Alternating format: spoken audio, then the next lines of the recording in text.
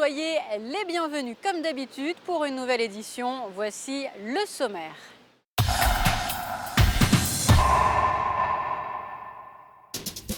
Vous en saurez plus dans un instant sur l'éclipse solaire, ce phénomène qui a marqué ce vendredi. Du Col d'Èze à Gréolières-les-Neiges, où Frédéric Hélion s'est rendu, le constructeur Venturi a procédé à des tests. Gastronomie également dans ce journal avec l'opération Goût de France. Théâtre aussi avec la pièce L'Appel de Londres. Il sera question de musique avec le concert de la jeune Olivia Dorato. Du sport avec la conférence d'avant-match. Et puis comme chaque semaine, à l'issue de ces reportages, notre entretien du week-end, cette fois-ci Domitille Lagourgue, directrice de Mission Enfance. Nous vous en parlions dans notre édition de mercredi. Vendredi, la matinée a été marquée par un phénomène. Il a eu lieu dans le ciel. Je veux bien sûr parler de l'éclipse solaire. De nombreux enfants et des adultes avaient choisi de se rendre du côté d'Astrorama sur le Col d'Èze pour suivre ce phénomène, tout comme Fabien Bonilla et Lionel Bernardi. Vous avez entendu cette petite phrase dans tous les journaux. Le soleil a rendez-vous avec la lune. Mais contrairement à la chanson de Charles Trenet, la lune était bien là. Et les spectateurs aussi. Ils sont venus nombreux à l'Astrorama du Col d'Èze. Plus d'une centaine de personnes. Et ils n'ont pas attendu pour rien. Des animateurs étaient présents pour faire vivre au mieux ce moment, répondre aux questions et organiser quelques animations. Ici par exemple, plus besoin d'aller à Cap Canaveral pour suivre le lancement d'une fusée. La météo était, comme l'éclipse, partiellement au rendez-vous. La Lune passe entre la Terre et le Soleil, exactement dans l'alignement Terre-Soleil.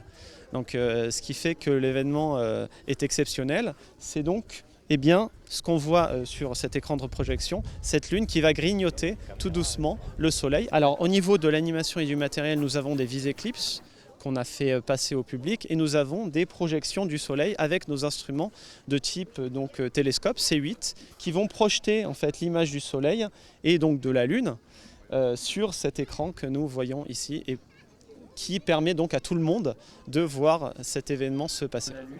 Aux alentours de 10h25, l'éclipse était à son apogée, autrement dit environ à 65%, suffisamment pour entrer tout ce monde dans une forme de fraîcheur et de pénombre. Il y a une émotion évidemment, le fait exceptionnel de la chose fait que j'ai un petit peu une montée d'adrénaline évidemment depuis ce matin. Et puis voir tous ces gens, et toute cette participation avec les plus jeunes qui assistent à ce phénomène avec nous, ça fait vraiment plaisir. Qu'est-ce que vous êtes en train de faire là ? Écoutez, je suis en train avec mon caméscope de filmer l'événement, puisque quand même il va falloir attendre longtemps.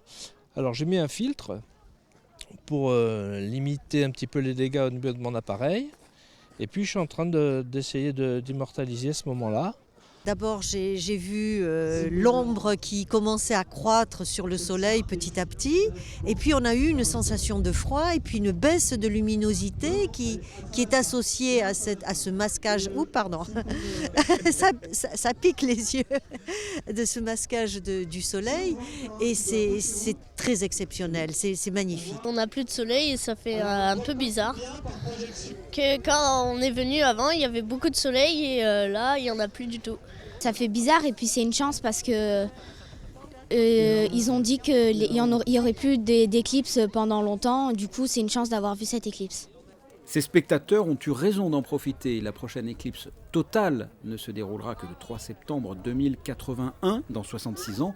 En revanche, ce phénomène partiel se produit plus fréquemment. La prochaine éclipse partielle aura lieu en France en 2021. Et si vous êtes trop impatient, vous pourrez en voir une l'année prochaine. Il faudra se rendre dans l'hémisphère sud. Vous le savez, triste actualité cette semaine en Tunisie après l'attentat qui a frappé le musée du Bardo à Tunis. Son Altesse Sérénissime, le prince Albert II, a tenu à adresser un message au président de Tunisie, faisant part notamment de toute sa compassion à l'égard des victimes, de leurs familles et des personnes blessées. Actualité plus légère à présent, le souverain qui a pris la direction de Gréolières-les-Neiges où le constructeur Venturi a testé pendant plusieurs semaines un véhicule assez particulier. Plus d'explications avec Frédéric Hélion. Tout commence en 2009. Le prince Albert II se rend en Antarctique. Sur place, ils constatent que sur certaines zones d'investigation, les scientifiques sont obligés de se déplacer à pied pour ne pas polluer le champ d'études. Pas question d'utiliser des véhicules thermiques. Le prince souverain décide donc de développer un véhicule électrique pour les aider au quotidien. Une tâche confiée à Venturi, qui travaille sur un prototype depuis 2011. Le souverain a pris les commandes de ce véhicule lors de l'ultime séance d'essai début mars. Un véhicule testé à Gréolières-les-Neiges pendant 6 semaines. C'est très simple. En fait, c'est un joystick sur lequel on a toutes les commandes. Le véhicule est très maniable. En fait, en quelques secondes, on prend le véhicule en main. Il a une très bonne motricité, il est rapide. C'est qu'un prototype, mais déjà, il est assez avancé. Et moi, je suis emballé par ce véhicule. On dirait un jouet. Moi, j'ai eu l'impression que c'était un jouet. En fait, on ne s'arrêterait pas de rouler, quoi. Motricité, maniabilité, ergonomie des commandes, autant de paramètres testés sur ce prototype 100% électrique. Un véhicule dont la vitesse maximale atteint 30 km/h et qui pourra transporter 4 à 5 personnes. C'est un véhicule qui est constitué de 2 moteurs électriques. Chaque moteur fait 30 kW avec un couple maximum de 180 Nm.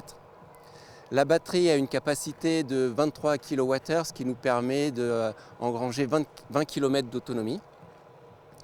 Un système dédié à la batterie de chauffage a été mis au point parce qu'il faut savoir que les batteries ne fonctionnent pas en dessous de 0 degré. À terme, le Venturi Antarctica devra évoluer dans des zones où la température avoisinera les moins 40 degrés. Il faudra donc trouver les matériaux adéquats pour le carrossage du véhicule. Voilà l'enjeu des prochaines séances d'essai. Parlons gastronomie à présent avec la toute première édition de Goût de France. 10 restaurants monégasques se sont associés à cette opération sous forme d'un dîner. Il était question de rendre hommage à l'excellence de la cuisine française, à sa capacité d'innovation et aux valeurs qu'elle véhicule. Vanessa Dessy. Mettre la gastronomie française au service de la planète, plus de 1200 chefs répartis sur 5 continents ont pris part ce jeudi à la première édition de Goût de France. En principauté, ce sont 10 restaurants qui ont participé à l'événement. Du Vistamar à la Montgolfière, la volonté était surtout d'associer toutes les catégories de restaurants aux 4 coins du monde. L'idée de cette opération revient au chef étoilé Alain Ducasse. Le principe est très simple. Il s'agit d'organiser dans tous les pays du monde, alors je ne vous dis pas qu'au pôle Nord et au pôle Sud nous le ferons, mais enfin partout ailleurs, un dîner selon des critères bien particuliers qui sont les grandes lignes de la cuisine française. Donc ça sera un repas gastronomique à la française, mais qui utilisera dans chaque pays des produits évidemment locaux et accommodés d'une manière locale. Donc ce ne seront pas seulement des chefs français et des restaurants français. Ce sera des menus français partout dans le monde au même moment. Le cahier des charges de l'opération Goût de France était très précis. Le menu devait contenir un apéritif de tradition française, champagne ou cognac, une entrée froide et chaude, un poisson ou un crustacé, viande ou volaille, une sélection de fromages français et un dessert au chocolat, accompagné de vin et d'un digestif français. Le Méridien est l'un des 10 restaurants de la Principauté qui a souhaité jouer le jeu en préparant un menu très élaboré. On va avoir des petites gougères, ce qui a été indiqué par M. Ducasse et par le ministère des Affaires étrangères. Donc on va avoir des gougères avec un apéritif à la française. Ensuite, en amuse-bouche froid, on a une petite royale d'asperges, donc quelque chose de très léger pour commencer le dîner. Ensuite, on a des grenouilles. Je pensais qu'il fallait avoir quand même un plat bien traditionnel, revisité tout de même, des petites cuisses de grenouille complètement désossées, une petite purée de persil, une petite purée d'ail, une petite émulsion à l'ail des ours, très sympathique. Une Saint-Jacques pour suivre en entrée chaude.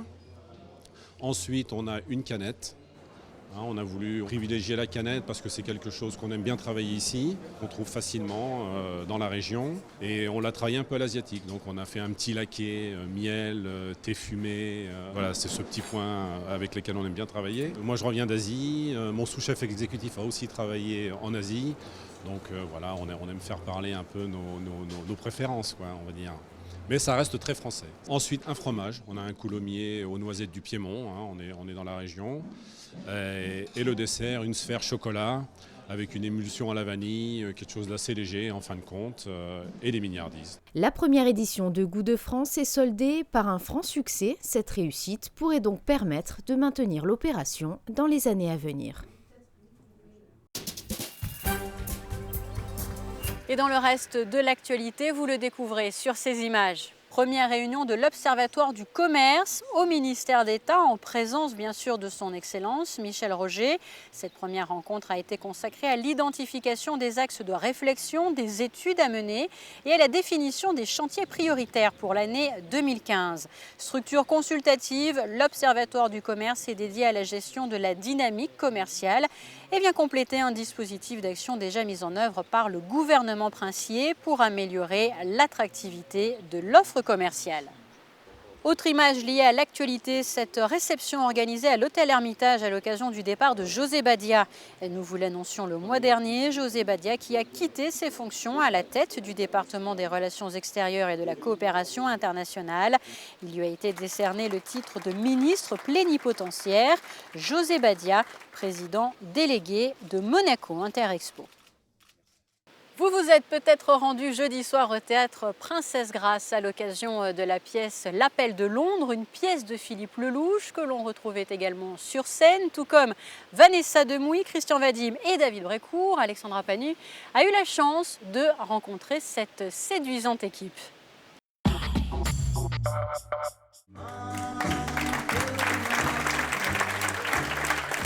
Un soir de 14 juillet, 4 Français expatriés se retrouvent dans un restaurant aux saveurs de l'Hexagone, en plein cœur de Londres. Ils vont passer la soirée à discuter de la France, pourquoi ils ont choisi de la quitter, ce qu'ils détestent et ce qu'ils lui reprochent, mais aussi tout ce qui leur manque.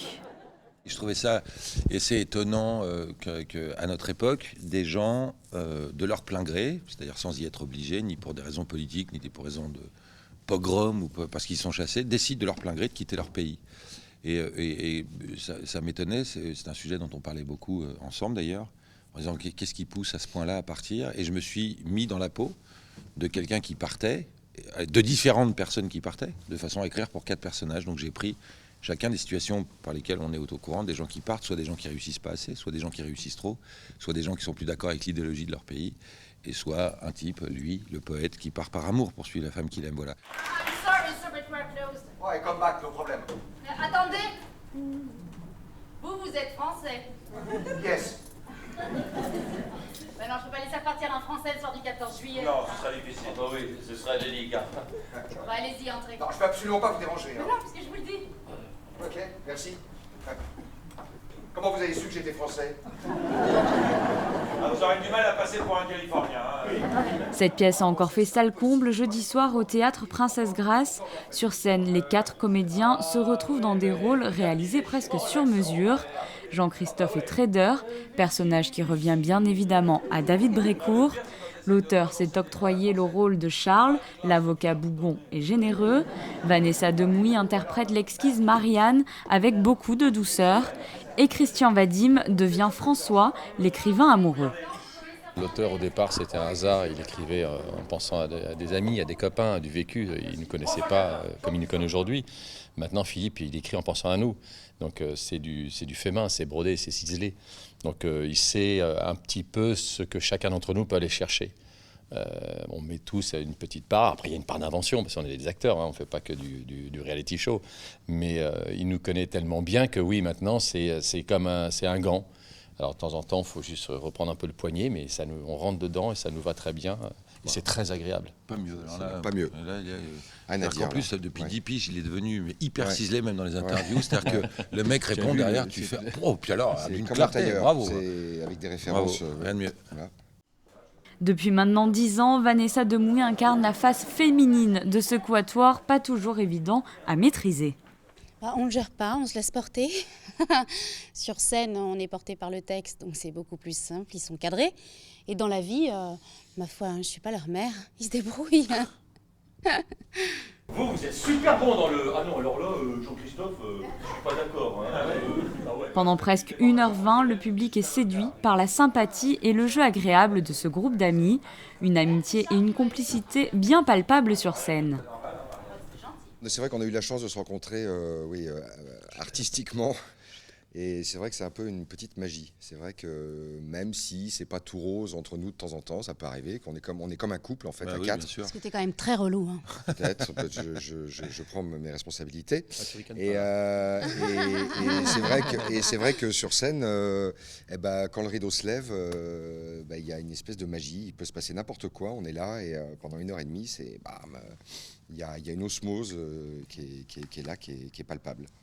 Et les gens nous le renvoient bien et les gens sont heureux de ça. Moi, je m'en souviens très très bien des paroles de Tom Sawyer. Et vous allez voir, aujourd'hui, avec un œil d'adulte, c'est édifiant. Ça faisait ça. Tom Sawyer, c'est l'Amérique. Entre rire et nostalgie, cette nouvelle comédie de Philippe Lelouch s'avère être une belle déclaration à la France. Comme dans les histoires d'amour, les querelles font finalement place à la réconciliation. Il a peur de rien, c'est un Américain. Il aime l'école, surtout quand elle est loin. Tom Sawyer, c'est l'Amérique, le symbole de la liberté. Il est né sur le bord du fleuve Mississippi. Tom Sawyer, c'est pour nous tous un ami. Lui connaît davantage les plateaux des séries télévisées que les scènes de théâtre. La nouvelle est tombée cette semaine. Patrick Defy sera le président du prochain jury série télé du festival de télévision au mois de juin. L'homme de l'Atlantide, Dallas ou encore Notre belle famille. Plus besoin de le présenter, le festival télé, un événement à suivre cette année encore sur Monaco Info. Musique, nous vous l'avions présenté il y a quelques temps, la jeune Olivia Dorato sort son deuxième album, Fizzy, aux sonorités électro-funk. Un album qu'elle dévoilera samedi soir au Théâtre des Variétés à l'occasion de son concert. Alexandra Pani avait eu l'occasion de la rencontrer dans son studio d'enregistrement. À tout juste 17 ans, cette élève studieuse monégasque poursuit son rêve de petite fille. Après un premier album aux sonorités pop-rock, elle va proposer très prochainement au public son deuxième album intitulé Fizzy. Comme pour Heartbroken, la jeune femme a tenu à écrire et composer elle-même ses morceaux. J'ai fait quelque chose de totalement différent par rapport à Heartbroken, qui était super triste, on va dire, pas très joyeux.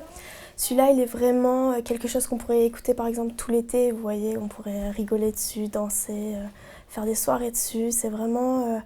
il y a quand même des chansons tristes, c'est les trucs Olivia, ça. Mais en général, les chansons sont beaucoup plus joyeuses. Et j'ai essayé plusieurs styles. Il y a un petit peu de funk, un peu de reggae. Bon, c'est pas vraiment reggae, funk, mais c'est... voilà, donc il y a un peu plein de styles mélangés. J'ai essayé plein de choses pour plaire à une plus grande majorité de gens, on va dire. Et c'est donc le 21 mars prochain que la jeune auteure-compositeur présentera ses premiers morceaux à l'occasion d'un concert au Théâtre des Variétés, un concert organisé en faveur de l'association Les Amis du Liban. C'est un grand concert que j'attends depuis longtemps. Il y a beaucoup de choses qui se préparent, il y a vraiment beaucoup de surprises. Il va y avoir des danseurs de l'école de danse MAD. Il va y avoir des collaborations avec des artistes que j'apprécie et beaucoup de reprises, de mes chansons du nouvel album, de l'ancien, Voice of the Bluebird, etc. Et je pense que je vais essayer de nouveaux trucs également. Ma voix, elle a beaucoup grandi, je pense que je chante mieux, sans vouloir... Je pense que j'ai appris beaucoup pendant ces 2 dernières années et je pense que là, c'est le moment de tout montrer. Pour ce deuxième album, Olivia s'est à nouveau entourée de la même équipe avec l'ingénieur son François Descamps, le guitariste Norbert Proust et le bassiste américain de renom Cory McCormick. Seul le batteur de Gilbert Montagnier, Stéphane Bergoni, est le nouveau à intégrer l'équipe. Un EP de 5 titres sera disponible dès le 21 mars. Après la qualification de l'ASM FC en quart de finale de la Ligue des Champions, un tirage au sort a eu lieu vendredi ce midi. Le verdict est tombé, l'ASM FC devra affronter la Juventus de Turin, un tirage au sort dont il était bien sûr question lors de la conférence d'avant-match organisée à la Turbie avant le match en championnat de Ligue 1 cette fois-ci face à Reims. C'est un match pas facile, tous les matchs sont difficiles. On verra si on arrive à passer. Compliqué quand même, parce que bon, la Juve fait combien 2-3 ans ils sont champions d'Italie. Il y a des joueurs d'expérience, ils viennent de mettre 3-0 je crois à Dortmund. Donc ça aurait pu être pire, mais c'est très compliqué quand même. Il y a des joueurs qu'on connaît, mais Mais après, ces derniers temps, non, je regardais pas trop. Ils ont fait une belle performance à Dortmund, où ils ont gagné 3-0. Après, c'est une équipe italienne où ça défend plutôt bien. Mais je trouve que par rapport à d'autres, ils ont des atouts offensifs qui sont impressionnants.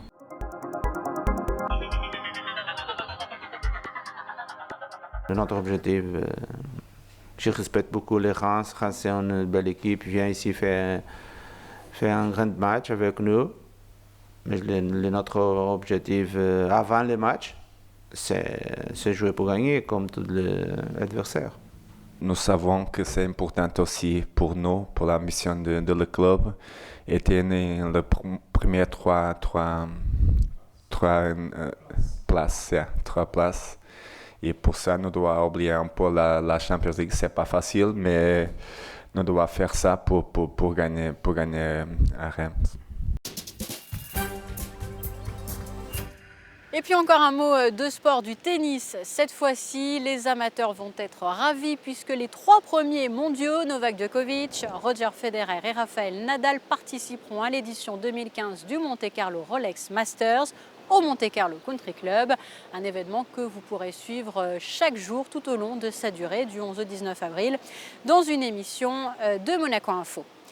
Et puis, je vous le disais dans le sommaire, retrouvons comme chaque semaine à présent notre invité du week-end. Après, entre autres, Muriel Calme, Julien Cellario ou encore Manuel Nardi, place aujourd'hui à Domitille Lagourgue, la directrice de Mission Enfance, l'association qui se trouve à quelques pas de la roseraie Princesse Grace, dans le quartier de Fontvieille. Voilà, comme promis, il y a quelques secondes, nous nous trouvons avec notre invité de la semaine, Domitille Lagourgue. Domitille, merci d'avoir accepté de nouveau cette invitation, puisqu'on s'était rencontrés il y a quasiment un an. Oui, merci, c'est toujours un plaisir de vous voir. C'est un plaisir de vous avoir et de vous écouter en tout cas. Domitille, avant peut-être de parler des actions de Mission Enfance, est-ce que vous pourriez un petit peu nous rappeler dans quelles circonstances et avec quel objectif est née justement cette association? Mission Enfance est née donc il y a 24 ans à Monaco et l'objectif de cette structure humanitaire qui a été à l'époque créée en collaboration avec le père Stéphane Aumonier qui en était l'initiateur, qui était curé ici à Monaco, et l'objectif était de soutenir l'enfance en détresse dans le monde. Donc nous avons choisi l'éducation, qui nous semble le domaine le plus urgent, en tout cas à traiter, de façon à préparer l'avenir de ces enfants qui sont dans des pays où les conditions de travail sont très difficiles. Et le monde de l'enfance, vous nous l'aviez indiqué l'année dernière, est un monde qui vous a toujours très attiré? Oui, c'est vrai. L'enfance, et puis surtout, à travers l'enfance, je ne supporte pas la victimisation. Et je pense qu'en préparant bien justement ces enfants à prendre en main leur avenir, à être éduqués, ils sont porteurs de paix. Et c'est pour ça que c'est un domaine qui m'est très important.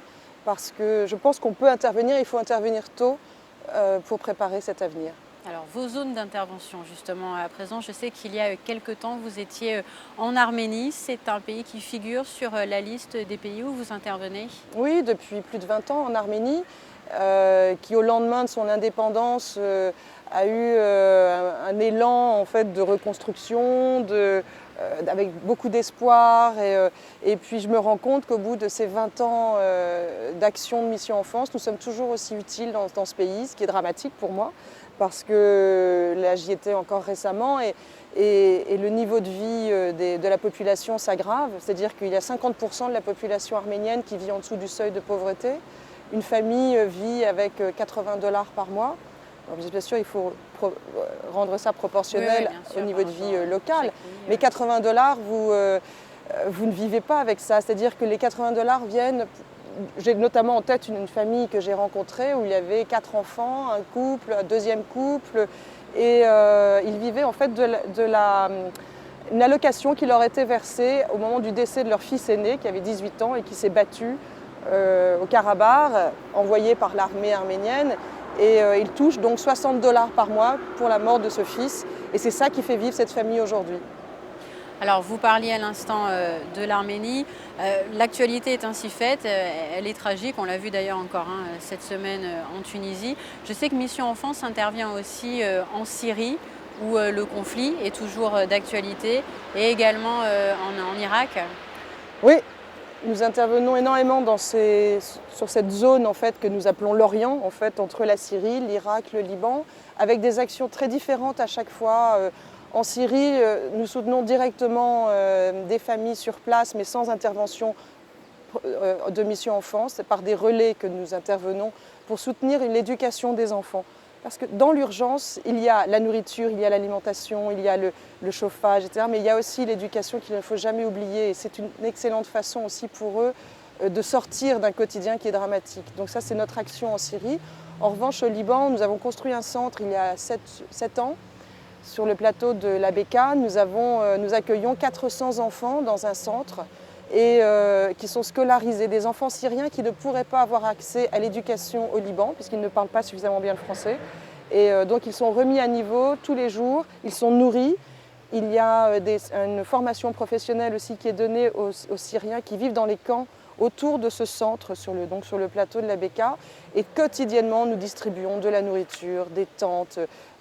Et là, on m'annonce justement que les djihadistes ont demandé aux habitants de Raqqa, qui sont syriens en Syrie, de quitter cette ville. Ils ont 10 jours pour quitter cette ville, donc on s'attend à une nouvelle avalanche de réfugiés dans cette région du Liban. C'est dramatique et c'est un puissant fond. En Irak, nous étions dès juillet, parce que nous travaillons au Kurdistan irakien depuis plus de 20 ans aussi, et dès juillet, quand ils ont chassé la population chrétienne, yézidi et les différentes communautés confessionnelles de cette ville, nous sommes tout de suite allés donner de l'argent parce que ces personnes avaient tout perdu. Ils passaient au checkpoint, on leur vidait toutes les poches, ils étaient sans rien, sans voiture, ils abandonnaient tout, ils partaient à pied, ils continuaient leur route à pied vers le Kurdistan qui les a accueillis.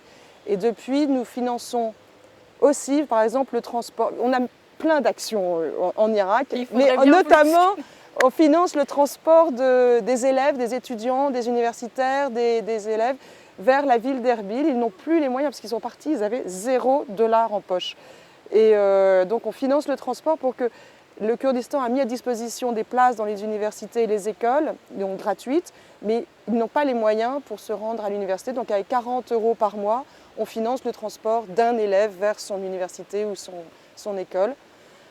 On construit aussi des écoles dans les camps de réfugiés du nord de l'Irak, du Kurdistan, pour les yézidis cette fois, parce qu'il n'y a aucune éducation qui est donnée. On a fait de l'aide d'urgence, bien évidemment, mais c'est pour vous dire que nous ne chômons pas sur l'Orient aujourd'hui. Hélas, ça continue. Oui. Ouais. Alors, Domitille, quand j'entends tout ça, j'ai quand même envie de vous poser une question. Est-ce que vous gardez toujours foi en l'humanité? Parce que quand on assiste à tous ces déplacements de population, est-ce qu'il n'y a pas un moment donné où on a quand même envie de se dire c'est pas possible, c'est trop, je baisse les bras? Foi en l'humanité, oui, moi je garde foi en l'humanité, bien sûr, sinon je ne continuerai pas à agir. Je ne suis pas découragée par l'humanité. Je pense que ce sont des passages qui sont terrifiants, avec des personnes qui n'ont effectivement pas cette humanité et qui répandent la terreur autour d'eux, les massacres. Je pense qu'on est dans un jeu qui est et géopolitique et géoconfessionnel, qui n'a rien à voir avec le cœur de l'homme. Je pense que c'est nous, les personnes avec lesquelles nous travaillons, je sais qu'elles sont chargées d'humanité et c'est bien là qu'est toute la raison d'être de notre action. C'est d'y croire encore et toujours. Et ça, je crois que même à la limite, et ça fait très longtemps que je le pense parce qu'on vit tellement d'horreurs en Irak, dans tout cet Orient depuis de nombreuses années, je me suis toujours dit qu'il faut vraiment aller chercher au tréfonds du cœur de l'homme pour pouvoir poursuivre. Et ça, on l'a toujours en nous, oui. Non, j'y crois. Domitille, une dernière question sur les besoins de l'association. Je sais que donc en ce moment vous êtes un peu partout, mais en particulier depuis quelques semaines, une aide d'urgence est à apporter à un pays en particulier, peut-être l'Afghanistan. L'Afghanistan, où nous avons construit dans la vallée du Panjshir un certain nombre d'écoles, elles sont 7. Et c'est vrai qu'il y a eu des très fortes avalanches le mois dernier, avec 50 mètres de neige en pleine nuit qui ont recouvert des villages entiers, dont une partie de nos écoles aussi, et qui ont été endommagés par ces avalanches. Il y en a eu 15 avalanches. Mais surtout, il y a eu 260 morts, il y a eu 200 blessés. Et donc nous avons notre équipe locale, afghane, avec une femme médecin et notre coordinateur local qui s'appelle Adji Saleh. Et ensemble, on distribue, eux reviennent du Panjshir, de la vallée du Panjshir, où ils ont distribué de l'aide alimentaire, des lampes, du gaz pour 100 familles dans cette vallée parce qu'ils ont tout perdu. C'est-à-dire que ça s'est passé en pleine nuit, à 2 h du matin, tout le monde dormait et beaucoup ne se sont pas réveillés. Donc il faut vraiment... effectivement, on cherche des fonds pour continuer à soutenir ces personnes parce que non seulement il y a la neige, mais il y aura bientôt la fonte des neiges et ça va être dramatique. Voilà, et les téléspectateurs qui nous regardent à l'instant peuvent bien sûr apporter leur petite pierre à l'édifice en se rendant à l'adresse internet qui figure actuellement sur vos écrans. Domitille, un grand merci. Merci à vous. À très bientôt. Merci. Et on vous souhaite beaucoup de belles choses pour votre association qui agit, comme vous le disiez, à travers de nombreux pays. Oui, merci beaucoup. Merci beaucoup. À bientôt. Voilà donc pour cet entretien consacré à Mission Enfance. Sachez d'ailleurs que d'ici quelques jours, le jeudi 26 mars, l'association organise au 19 avenue des Papalins une grande braderie. Sans transition, je vous propose de clore cette édition comme chaque jour avec vos prévisions météo. Samedi, un temps plus incertain, progressivement plus nuageux en cours de journée, température comprise entre 12 et 15 degrés. Dimanche, des averses dans la nuit et le matin, diminution du risque de pluie dans l'après-midi. Lundi 23, amélioration, plusieurs éclaircies au cours de la journée. Mardi 24, des nuages et des températures clémentes, comptées de 11 à 16 degrés. La suite à présent de votre programme sur Monaco Info, différents magazines. N'oubliez pas non plus l'actualité monégasque, c'est aussi sur le www.monacochannel.mc. À très bientôt.